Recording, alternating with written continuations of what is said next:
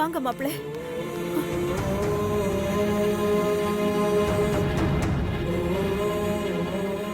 மா மா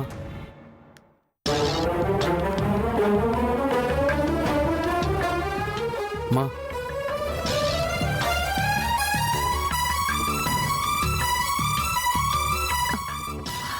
விஸ்வா, அத்தை, மா என்னமாச்சு? எப்படிமா? நல்லா தானமா இருந்தது, எப்படிமா இப்படி? மா என்ன நடந்துச்சுன்னு சொல்லுமா. அன்னைக்கு நான் உனக்கு கோயிலில் விட்டுட்டு போனேன். அதுக்கப்புறம் எனக்கு என்ன நடந்துச்சுன்னு தெரியலம்மா. நான் உன்னை ஊருக்கு போயிருக்கேன் தான் நினச்சிக்கிட்டு இருக்கேன் நான். இன்ஃபேக்ட் நான் அன்னைக்கு ராத்திரி பூரா உனக்கு ஃபோன் பண்ணேம்மா. உன் ஃபோன் ஸ்விட்ச் ஆஃப்ல இருந்ததுமா. என்னம்மா நடந்துச்சு? மா என்னம்மாச்சு சொல்லுமா. மா ப்ளீஸ்மா. எங்கம்மா போன? என்னாச்சுமா சொல்லுமா ப்ளீஸ்மா. உனக்கு என்னாச்சோ ஏதாச்சும் பதறி போயிருக்கேன் தெரியுமா? ஆண்டவா, நான் பட்ட வேதனை எனக்கு தான் தெரியும். ஆந்திரா போலீஸ்லாம் கம்ப்ளைண்ட் கொடுத்தேன். அவங்க யாரோ ஒருத்தரோட ஃபோட்டோ காமிச்சு இதுதான் மறக்குதோங்கிறாங்க. அதை பார்த்துட்டு ஒரே கன்ஃபியூஷன். நீ என்னான எங்கே போன ஒன்றுமே புரியல. எங்கம்மா இருந்த இவ்வளோ நாளாக சொல்லேம்மா. சம்மந்திமா, என்ன யோசிக்கிறீங்க? என்ன ஆச்சுன்னு தைரியமா சொல்லுங்க. நீ எதையோ சொல்ல தயங்குறான்னு நினைக்கிறேம்மா. எதுவாக இருந்தாலும் சொல்லுமா ப்ளீஸ்மா. ஐயோ, மரகத மௌனமா இருக்கிறத பார்த்தா எனக்கு பயமா இருக்கே. எல்லாத்தையும் சொல்லிடுவாளோ? மனசுக்குள்ள நடுக்கமா இருக்கே. என்ன பண்றதுன்னு ஒன்னும் புரியலையே. என்னதாம்மா நடந்துச்சு? ஒண்ணுமே புரியாம எல்லாரும் தவிச்சுக்கிட்டு இருக்கோம்மா. எப்படிம்மா மயங்கி விழுந்த? உடம்பு தான் சரியில்லையா? நான் உன்னை கோயிலில் ட்ராப் பண்ணும்போது நல்லா தானே இருந்தேன். திடீர்னு ரோட்ல மயங்கி விடுற அளவுக்கு என்னமாச்சு? விஸ்வா, சாமி கும்பிட்டுட்டு நேரா வீட்டுக்கு தான் வந்தேன். ஆனா வீட்டுக்குள்ள போறதுக்கு முன்னால வாசல்ல நின்னு நான் கொண்டு வந்த சொம்புல துளசி தண்ணி இருந்தது. அதை எடுத்து நான் வாசல்ல தெளிச்சேன்.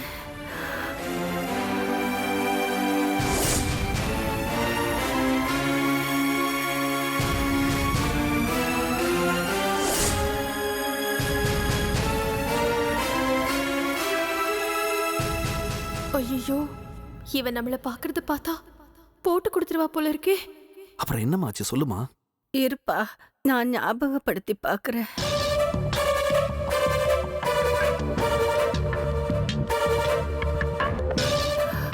விஸ்வா, ஆனா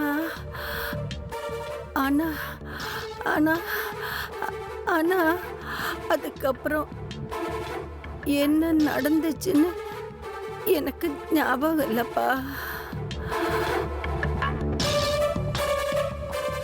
ஞாபகம் இல்லையா? ஏம்மா? அதான் தெரியல. மா கொஞ்சம் நல்லா யோசிச்சு பார்த்து சொல்லுமா. என்னம்மா நடந்துச்சு? ஐயோ விஸ்வா, நானும் யோசிச்சு யோசிச்சுதான் பார்க்குறேன். ஆனா ஒண்ணுமே எனக்கு ஞாபகத்துக்கு வரலையேடா. மா நிஜமாவே உனக்கு ஞாபகத்துக்கு வரலையா? இல்லை எதையாவது சொல்ல முடியாம கஷ்டப்படுறியா? எதுக்கும் பயப்படாத. எதுவாக இருந்தாலும் தைரியமா சொல்லுமா ப்ளீஸ்மா. விஸ்வா, அவங்க தான் ஞாபகம் வரலன்னு சொல்றாங்கல்ல, நீங்க அவங்களை டிஸ்டர்ப் பண்ணிட்டு இருக்கீங்க. இல்ல என்னாச்சு டாக்டர்? அம்மாக்கு எதுவுமே ஞாபகம் இல்லைன்றாங்க டாக்டர். என்ன நடந்துச்சுன்னு தெரியலங்கிறாங்க.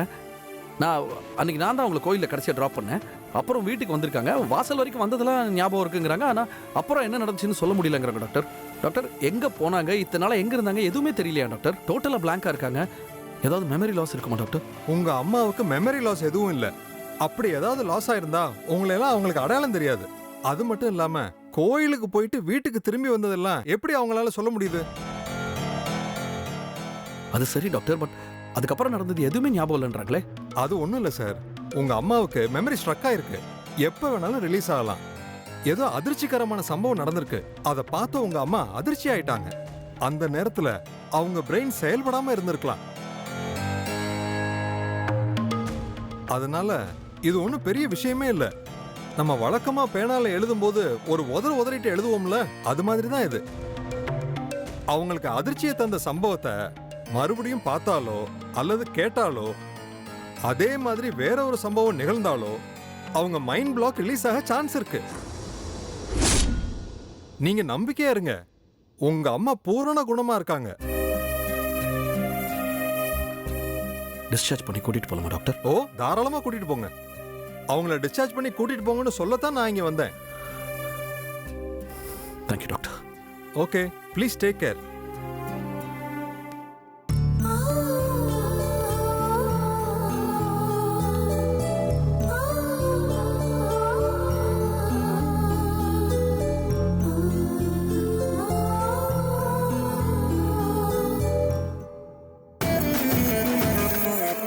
பிரியா, இதெல்லாம் ஓ மேலதானா? என் அத்தைய காப்பாத்தி நீதான் ஹாஸ்பிட்டல்ல சேர்த்தியா? இரு, உன்னை பாத்துக்கிறேன்.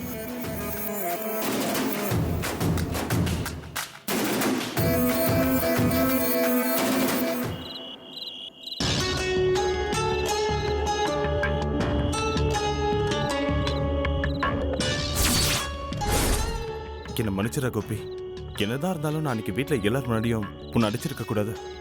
அது தப்புன்னு உணர்ந்தப்பதான் எனக்கு என் மனசு ரொம்ப வலிச்சுதுடா. டேய், உன்னை மன்னிச்சதுனால தான் நீ கூப்பிட்ட உடனே ரெஸ்டாரண்ட்டுக்கு நான் வந்தேன். நான் சொன்னதை மட்டும் நீ அறிவுபூர்வமாக யோசிச்சிருந்தனா அவசரப்பட்டு என்னை அடிச்சிருக்க மாட்டேன். நீ அளவுக்கு அதிகமாக பிரியா மேலே வச்சிருக்கிற அன்பும் நம்பிக்கையும் தான் உனக்கு என் மேலே கோவத்தை வர வச்சிருக்கு. சரி, இப்போ நீ என்ன தானே சொல்ல வர? பிரியா அருண் மேலே அட்ராக்ட் ஆயிருப்பாளோன்னு எனக்கு டவுட்டா இருக்கு. டேய், எதை வச்சுடா அப்படி சொல்ற? நான் பிரியாவுடைய நடவடிக்கை வச்சு தான்டா சொல்றேன். பிரியா அருணை பிடிக்கலன்னு சொல்றதெல்லாம் சும்மா ஒப்புக்காக. அவளுடைய மனசுல அருண் தான் ஆழமா பதிஞ்சிருக்கான்னு நினைக்கிறேன். அவனை அடிக்கடி சந்திக்கிறது அவளுக்கு ரொம்ப பிடிச்சு போயிருக்கு. சேலஞ்சுங்கிற பேர்ல கடல்ல குதிச்சு மோதிரத்தேடு, சன்ரைஸ்ல இருந்து சன் செட்டுக்குள்ள என்ன பாத்துருன்னு சொல்லி சந்தர்ப்பங்களை ஏற்படுத்திக்கிட்டு இருக்கா. ஆனா தான் நேர்மையா இருக்கிறதா காட்டிக்கிறதுக்கு உன்னையும் கூட சேர்த்துக்கிட்டு சுத்திக்கிட்டு இருக்காடா. இது ஏன்டா உனக்கு புரிய மாட்டேங்குது? டேய் கோபி, இதுக்கு முன்னாடி என்ன சொன்ன? பிரியா இந்த கல்யாணத்துக்கு ஒத்துக்கிட்டது அவங்க அப்பா சாவுக்கு என்ன பழி வாங்குறதுக்காக தானே சொன்னேன். ஆமா, இப்போ என்னடான்னா அந்த அருணை காதலிக்கிறான்னு சொல்ற. உண்மையை சொல்லணும்னா எனக்கு உண்மையில தானே சந்தேகம் வருது. நானும் பிரியாவும் சேர்றது உனக்கு பிடிக்கலையா? டேய் என்னடா இப்படி எல்லாம் பேசுற? டேய், எனக்கு அப்படி தானே நினைக்க தோணுது. அப்புறம் என்னடா எப்ப பார்த்தாலும் பிரியாவை குறை சொல்லிக்கிட்டே இருக்க? டேய், நான் குறை சொல்லடா, உண்மையா தான்டா சொல்லிக்கிட்டு இருக்கேன். நான் உன்னை அடிச்சதுக்காக முதல்ல சாரி கேட்டேன்டா. இப்ப அது தப்புன்னு என்ன உணர வச்சிட்ட. இங்க பாரா, பிரியாவுக்கும் எனக்கும் தான் கல்யாணம் நடக்கும். தயவு செஞ்சு நீ இந்த கல்யாணத்துக்கு வந்துடாத. நான் கிளம்புறேன். டேய் வருண், வருண் நில்றா, சொல்றத கேளுடா.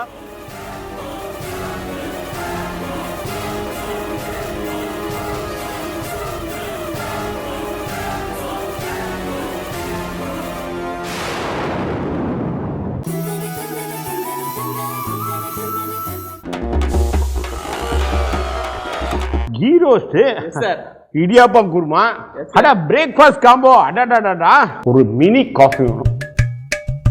ஹாட்டா என்ன இருக்கு sir? Dosa, masala dosa. Madam juice வெரைட்டியில் பார்த்தீங்கன்னா சாத்துக்குடி ஜூஸ், மாதுளை ஜூஸ் எல்லாம் பழைய டேபிள் 2 சேர். அப்போ அதையே 2 எக்ஸ்கியூஸ் மீ, எனக்கு மட்டும் சுகர் கொஞ்சம் கம்மியா. என்னது சர்வீஸ் டாக்ஸ் வேற பில் போட்டுக்க காரணம் இல்லவே இல்லையா?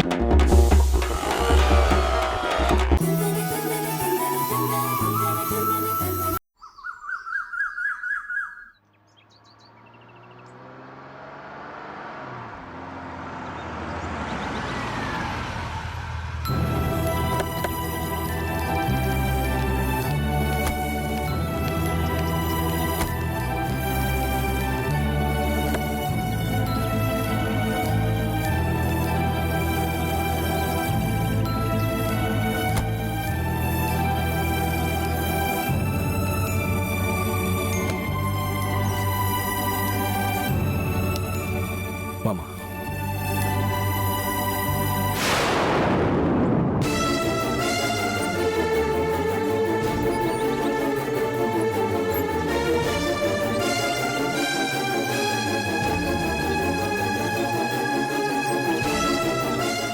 என்னமாச்சு? அம்மா என்னமாச்சு?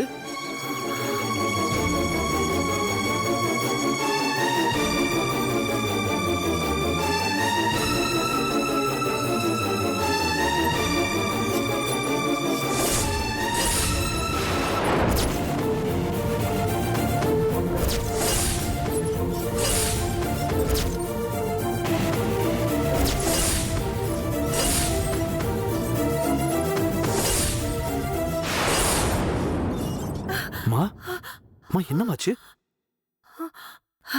எனக்கு இந்த இந்த இடம் வந்த வரைக்கும் ஞாபகம் இருக்கு. அதுக்கப்புறம் அதுக்கப்புறம் அதுக்கப்புறம் என்னமாச்சு? அம்மா இங்க பாரு, நல்லா யோசிச்சு சொல்லு. அதுக்கப்புறம் என்னாச்சு? அம்மா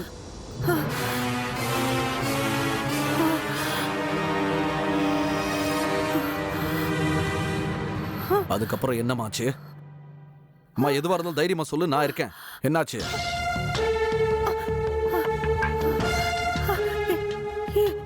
இல்ல விஸ்வா, எனக்கு எனக்கு மயக்கம். சரி சரி மயக்கம் வருது. விடு விடு, நீ முதல்ல உள்ள வா. பாத்து மெதுவா வா, மெதுவா வாமா. அதை பிடிச்சிக்கோ. பாத்து மெதுவா. இப்படி உட்காரு. சாஞ்சுக்கோ, நல்லா சாஞ்சுக்கோ. விஸ்வா, தண்ணி தண்ணி தான்.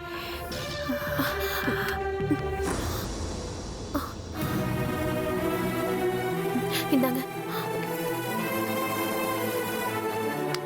அம்மா இந்தாம்மா, மெதுவா மெதுவா குடி. இன்னும் கொஞ்சம்.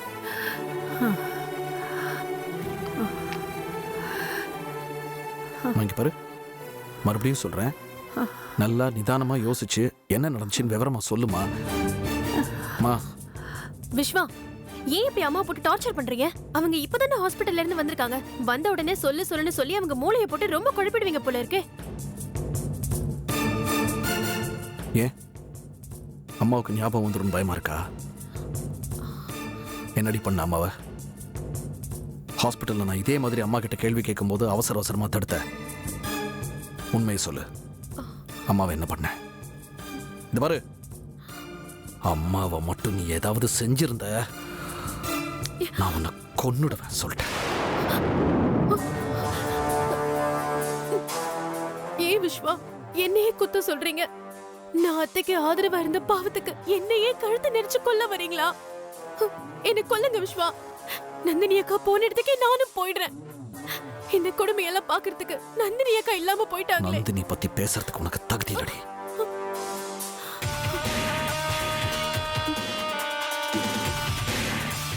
இங்க பாருங்க, என்னைக்கு இருந்தாலும் உங்க அம்மாவுக்கு ஞாபகம் வரதான் போகுது. அன்னைக்கு நடந்த உண்மையை தன்னால சொல்லதான் போறாங்க. அவங்க மட்டும் என்ன கை நீட்டி குத்த சொல்லிட்டாங்கன்னா நீங்களே என்ன கழுத்தை நெரிச்சு கொன்னுடுங்க.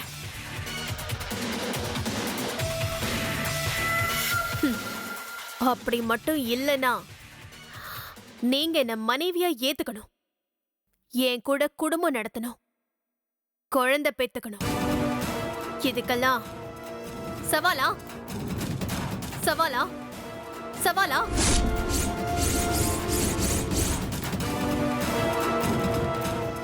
எங்க அம்மாவுக்கு முதல்ல ஞாபகம் வரட்டும், அதுக்கப்புறம் ஒன்று வச்சுக்கிறேன். வாமா, மெதுவா எழுந்துரு. பார்த்து வா.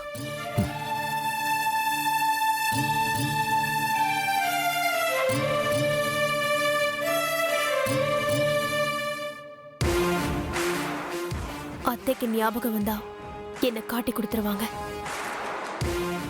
விஸ்வா என்ன கழுத்தை நெரிச்சு கொன்னே போட்டுருவாரு. மனைவியாவும் ஏத்துக்க மாட்டாரு. அத்தைக்கு ஞாபகமும் வரக்கூடாது, விஸ்வா என் கூட குடும்பமும் நடத்தணும். அதுக்கு என்ன பண்ணலாம்?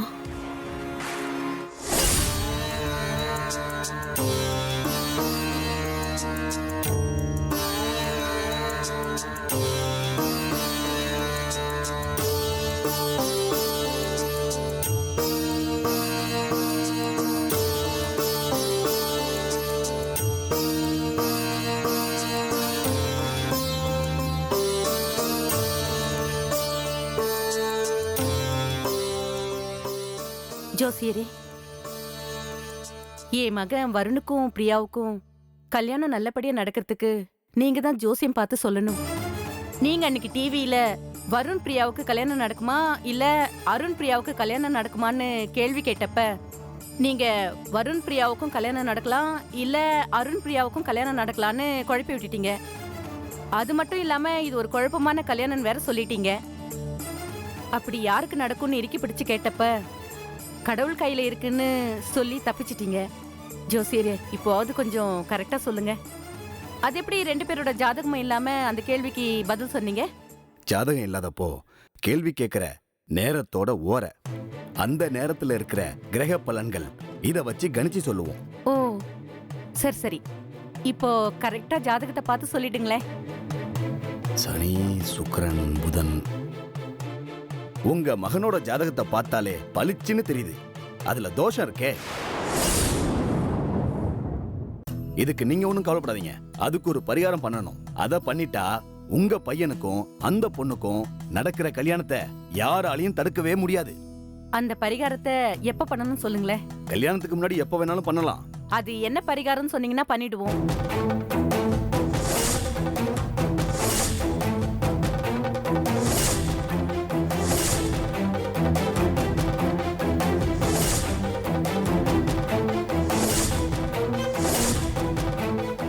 இத மட்டும் பண்ணிட்டீங்கன்னா உங்க பையன் வருணுக்கும் பிரியாவுக்கும் கல்யாணம் கண்டிப்பா நடக்கும். நீங்க கவலையே பட வேண்டாம். சரிங்க ஜோசியரே.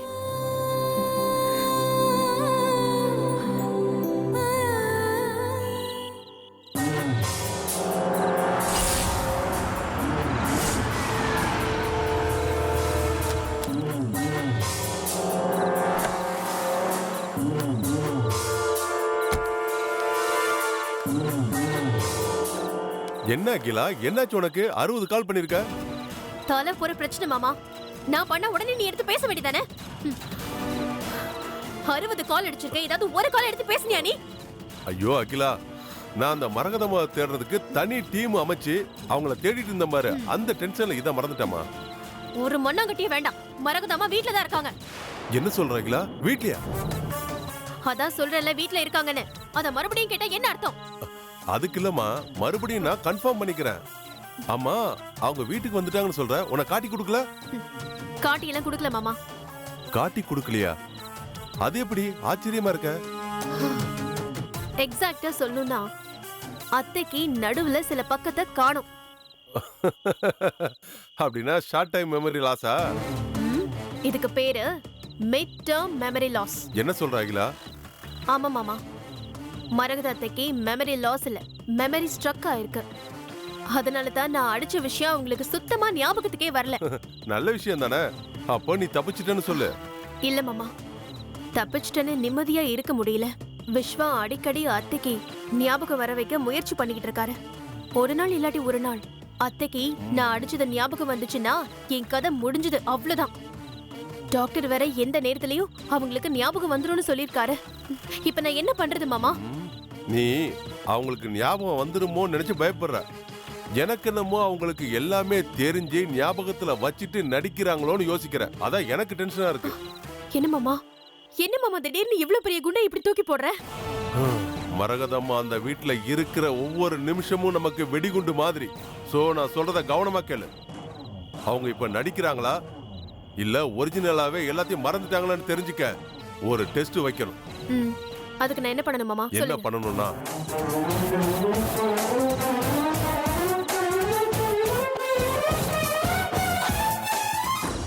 ஓகே, அத்தைக்கு நானே டெஸ்ட் வச்சிடுறேன். அது மா மா வரேன்டா.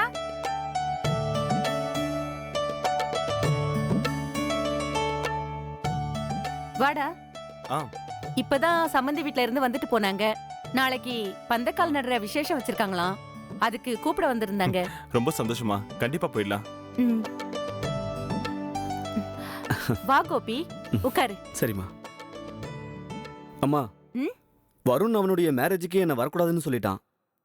சோ என்னுடைய கிஃப்ட இன்னைக்கே கொடுத்துட்டு போயிடலான்னு வந்தேன். டேய், நீ தான் எனக்கும் பிரியாக்கும் கல்யாணம் நடக்கூடாதுன்னு நினைக்கிறல, அப்புறம் என்ன இந்த கிஃப்ட் கொண்டு வந்த? டேய், நான் ஒன்றும் உங்க கல்யாணம் நடக்கக்கூடாதுன்னு நினைக்கல. ஆனா நான் பிரியாவை பத்தி டவுட் படுற விஷயங்கள் நடக்கக்கூடாதுன்னு நினைக்கிறேன். ஏன் பிரியாவை சந்தேகப்படுற அளவுக்கு அவன் ஒன்றும் மோசமானவன் இல்லை. அதை நீ முதல்ல புரிஞ்சுக்கோ. டேய், பிரியா ஒழுக்கமான பொண்ணு தான். இப்ப யார் அதை இல்லைன்னு சொன்னா? ஆனா உனக்கும் அவளுக்கும் கல்யாணம் நடக்குமாங்கிறது தான் கொஞ்சம் டவுட்டா இருக்கு. அதைத்தான் இப்ப நான் கேள்வியா கேட்கிறேன். நீ ஏன் கோபி அப்படி நினைக்கிற? எல்லாம் ஒரு காரணமா தாமா சொல்றேன். டேய் வருண், நான் ஒரே ஒரு கேள்வி கேட்கிறேன், அதுக்கு நீ பதில் சொல்றா. யாராவது பொண்ணு பார்க்க வந்த முதல் பார்வையிலேயே பொண்ணை பிடிச்சு போய் அந்த பொண்ணு நடிக்க வந்தவன்னு தெரிஞ்சும், ஏன் அதை விட அவ ஒரு பரம ஏழைன்னு தெரிஞ்சும் இந்த பொண்ணை தான் கட்டிக்குவேன்னு அடம்பிடிக்கிற ஒருத்தனை இந்த உலகத்துல எங்கேயாவது காட்ட முடியுமாடா? அதை விட அவனுடைய பேரண்ட்ஸும் அதே மாதிரி அந்த பொண்ணே தான் வேணும்னு பைத்தியக்காரத்தனமா பின்னாடியே சுத்திக்கிட்டு திரிவாங்களா? ஆனா அருணும் அவங்க அப்பா அம்மாவும் இதை செய்யறாங்க. ஏன்? பொண்ணை பிடிச்சிருக்குங்கிற ஒரே காரணம் மட்டும் இல்ல, இதை தாண்டி அருண் குடும்பத்துக்கும் பிரியா குடும்பத்துக்கும் ஏதோ ஒரு உறவு இருக்கு. அது என்னன்னு முதல்ல தெரிஞ்சுக்கணும்டா. அதுக்கப்புறம் தான் உன் கல்யாணம் பிரியா கூட நடக்கும்னு உறுதியா சொல்ல முடியும். டேய், உறவுனா என்னடா உறவு? என்ன அத்தை பொண்ணா, இல்ல மாமா பொண்ணா, இல்ல அக்கா பொண்ணா? என்ன உறவுன்னு சொல்றா முதல்ல. இல்ல அவங்க 2 பேரும் ஃப்ரெண்ட்ஸா? என்னன்னு முதல்ல நீ தெளிவா சொல்லு. டேய், அதெல்லாம் எனக்கு தெரியாதுடா. ஆனா என் உள்ளுணர்வுக்கு ஏதோ தப்பு நடக்க போகுதுன்னு மட்டும் தெரியுது. டேய் மண்ணாங்கட்டி, உன் உள்ளுணர்வு தூக்கி எங்கேயாவது குப்பையில போடுறா. எல்லாத்தையும் சந்தேகத்தோடய பார்க்காதடா. ஏதாவது ஒரு விஷயத்த நீ ப்ரூவ் பண்ணி காட்டுறா பாப்போம். இது வரைக்கும் நீ 3 விஷயத்த சொல்லியிருக்க. 1, பிரியா என்ன பழிவாங்கன்னு நினைக்கிறா. 2வது, பிரியா மனசா அருண் கவர்ந்துட்டான். இப்ப புதுசா என்னன்னா பிரியா ஃபேமிலிக்கும் அருண் ஃபேமிலிக்கும் ஏதோ உறவு இருக்குன்னு சொல்ற. இந்த 3த்துல ஏதாவது ஒண்ணு நீ ப்ரூவ் பண்ணிடுறா பாப்போம். நீ என்ன சொல்றியோ அதை நான் கேட்கறேன்டா. அதையும் பண்றேன். அண்ட் ஒருவேளை உனக்கும் பிரியாவுக்கும் கல்யாணம் நடந்தா ஆல் தி வெரி பெஸ்ட். நான் வரமா?